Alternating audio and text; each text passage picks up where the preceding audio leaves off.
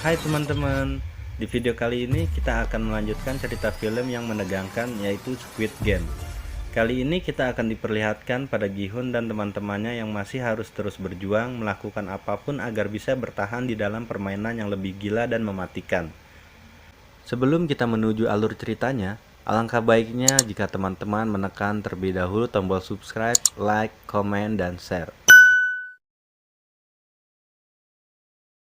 Video kali ini dimulai dengan diperlihatkan para peserta yang berhasil menyelesaikan tantangan gulali sebelumnya.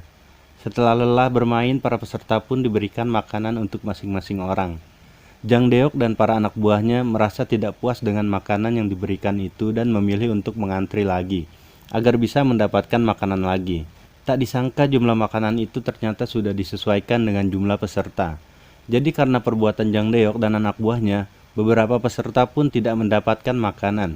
Seorang peserta yang tidak mendapatkan makanan tidak terima dengan kelakuan Jang Deok dan anak buahnya, lantas mengamuk dan mencoba melawan Jang Deok.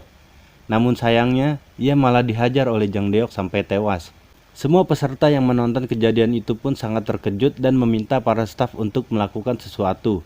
Para staf sama sekali tidak peduli dengan apa yang terjadi di luar permainan. Yang ada mereka malah menampilkan bahwa dengan tereliminasinya seorang peserta, maka hadiah uangnya akan semakin bertambah. Tak disangka hal itu pun membuat Jang Deok dan para anak buahnya menjadi berpikir untuk membunuh peserta lain agar saingan mereka menjadi berkurang. Tanpa sadar, para peserta pun mulai terbagi menjadi beberapa kubu. Mereka pun saling bekerja sama untuk mempertahankan anggota-anggota di dalam kubu mereka. Di waktu yang sama, terlihatlah seorang peserta yang sedang melakukan sesuatu dengan beberapa staf secara rahasia. Rupanya peserta itu adalah seorang dokter dan beberapa staf di sana melakukan suatu kejahatan yang tidak diketahui oleh frontman. Jadi para staf itu melakukan jual beli organ para peserta yang sudah mati. Dan si dokter ditugaskan untuk mengambil organ-organ mereka dengan imbalan ia akan diberikan informasi tentang permainan selanjutnya yang akan mereka mainkan. Dengan mendapatkan informasi tersebut, si dokter bisa mempersiapkan dirinya terlebih dahulu sebelum permainan itu dimulai. Pada malam harinya, seperti biasanya lampu ruangan mereka akan dimatikan agar mereka bisa beristirahat. Namun kesempatan itu malah digunakan oleh Jang Deok dan anak buahnya untuk membunuh para peserta di dalam kegelapan. Malam mengerikan itu dipenuhi dengan teriakan kesakitan dan darah di mana-mana. Ditambah lagi dengan keadaan yang gelap, mereka pun menjadi kesulitan untuk menyelamatkan diri. Dan Ali pun langsung bergerak untuk menyelamatkan si kakek. Namun mereka tak bisa menemukan si kakek di kasurnya. Ternyata si kakek sudah berada di tempat yang paling atas. Dari atas sana ia berteriak meminta peserta untuk berhenti saling membunuh satu sama lain. Di saat itulah para staf pun datang dan mengamankan situasi. Ruangan itu terlihat sangat berantakan dengan mayat yang berserakan. Mayat-mayat itu kemudian dibersihkan dan dipindahkan oleh para staf tersebut. Singkat cerita, keesokan harinya mereka pun dikumpulkan kembali untuk mengikuti permainan selanjutnya. Kali ini mereka diminta untuk membuat tim yang berisikan 10 orang. Si dokter yang sudah mengetahui permainan pun sengaja memilih Jang Deok dan anak buahnya sebagai timnya karena permainan yang akan mereka mainkan adalah tarik tambang. Sementara Gi-hun dan peserta lain yang tidak tahu apapun memilih teman-teman terdekat mereka. Bahkan tim Gi-hun dipenuhi oleh 3 wanita dan 1 kakek-kakek. Alhasil tim itu pun menjadi tim yang paling lemah di antara tim yang lain. Tarik tambang yang akan mereka mainkan bukanlah tarik tambang biasanya. Mereka akan bertanding di atas ketinggian sehingga salah satu tim yang kalah pastinya akan jatuh dan tewas.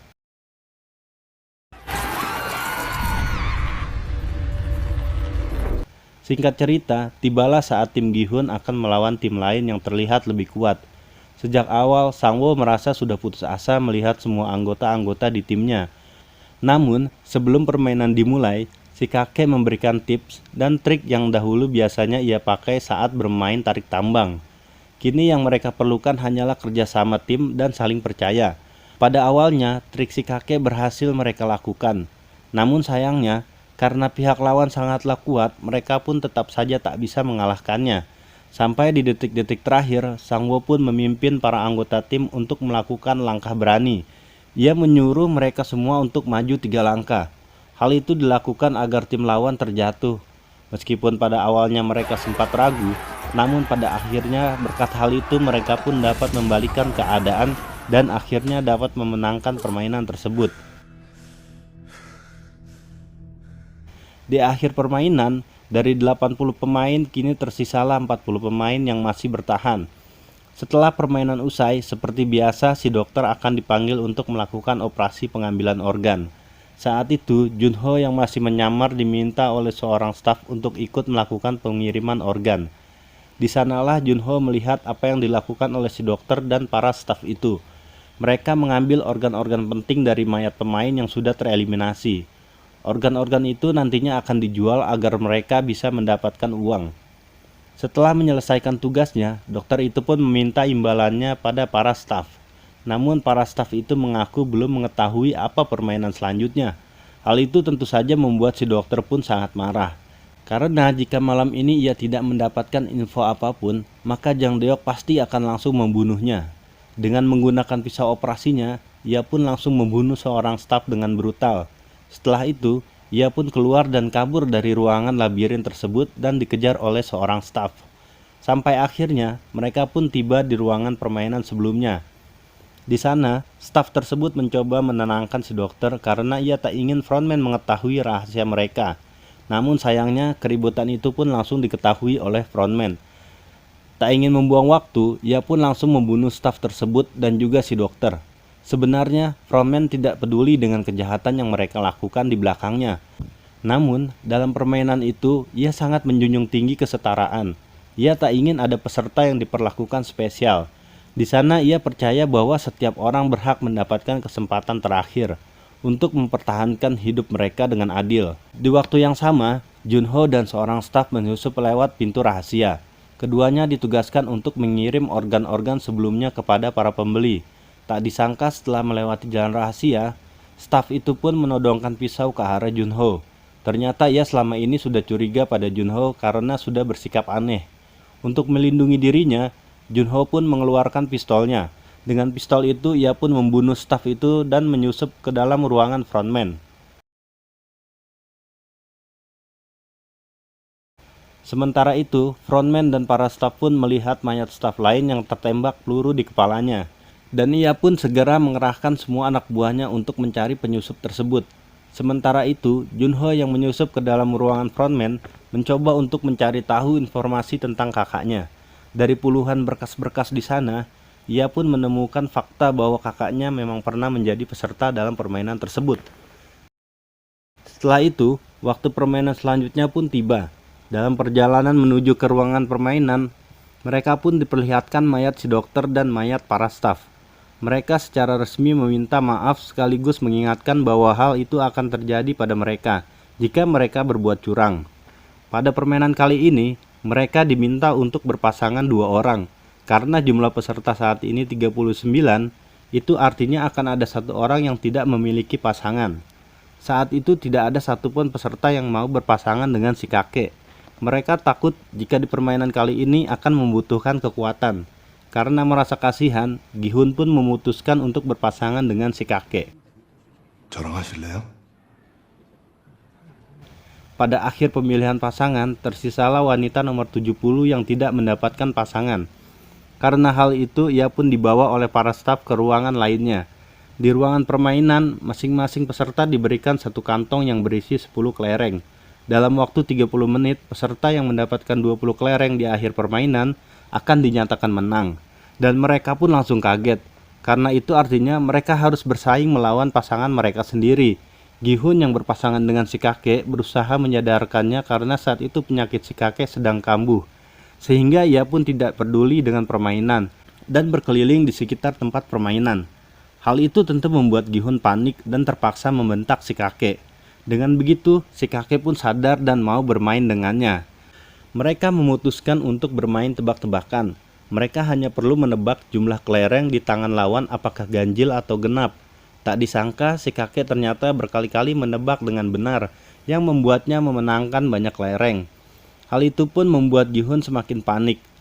Sementara Sang-woo yang berpasangan dengan Ali memutuskan untuk bermain secara adil. Dalam permainan itu, Ali pun menang dan mendapatkan kelereng yang cukup banyak. Ali merasa bersalah dan tidak tega pada Sangwo. Namun mau tidak mau salah satu dari mereka pasti akan mati. Sangwo yang sudah kalah memutuskan untuk memanfaatkan kepolosan Ali dan menipunya. Ia mengambil semua kelereng Ali dan menukarnya dengan batu. Dengan begitu ia pun berhasil lolos dari permainan kali ini. Di sisi lain, yang berpasangan dengan Saebeok, seorang wanita bernama Jiong, memilih untuk menghabiskan waktu 30 menit mereka untuk mengobrol. Dari sana, Jiong pun menyadari bahwa Saebeok lebih pantas untuk selamat daripada dirinya. Mengingat Jiong selama ini hidup sebatang kara dan tidak ada satupun orang yang akan menunggunya bebas. Oleh sebab itulah, ia pun memutuskan untuk mengalah dan membiarkan Saebeok lolos dari permainan itu. Kembali kepada si kakek dan Gihun, saat itu kelereng Gihun hanya tersisa satu. Itu artinya tinggal satu langkah saja si kakek akan berhasil menang. Dalam permainan kali ini tak disangka Gihun salah menebak pada kesempatan terakhirnya. Namun karena penyakitnya si kakek, ia pun lupa apa tebakan dari Gihun. Namun ia sengaja membiarkan Gihun melakukan hal itu. Karena hal itu, Gihun mengganti tebakannya sehingga ia pun berhasil menang. Hal itu terus dilakukan oleh Gihun agar bisa membalikan keadaan sampai akhirnya kelereng si kakek hanya tersisa satu. Saat itu si kakek pun menyarankan agar mereka bermain satu ronde lagi, namun harus mempertaruhkan semuanya. Gihun yang mendengar hal itu merasa tidak adil karena ia memiliki 19 kelereng, sementara si kakek hanya memiliki satu kelereng. Mendengar hal itu si kakek pun berkata bahwa selama permainan tadi ia tahu bahwa dirinya telah dibodohi oleh Gihun. Gihun yang mendengar hal itu pun merasa sedih dan bersalah. Si kakek pun meraih tangan Gihun dan memberikan satu kelereng terakhirnya pada Gihun. Kemudian si kakek pun berterima kasih kepada Gihun yang sudah merawatnya selama ia berada di sana. Dan berkat Gihun juga, si kakek merasa bahagia di sisa-sisa terakhir hidupnya. Tepat setelah mengatakan hal itu, waktu pun habis. Si kakek, Ali, dan yang lainnya pun dinyatakan tereliminasi dan ditembak hingga tewas. Dan part kedua pun akhirnya selesai.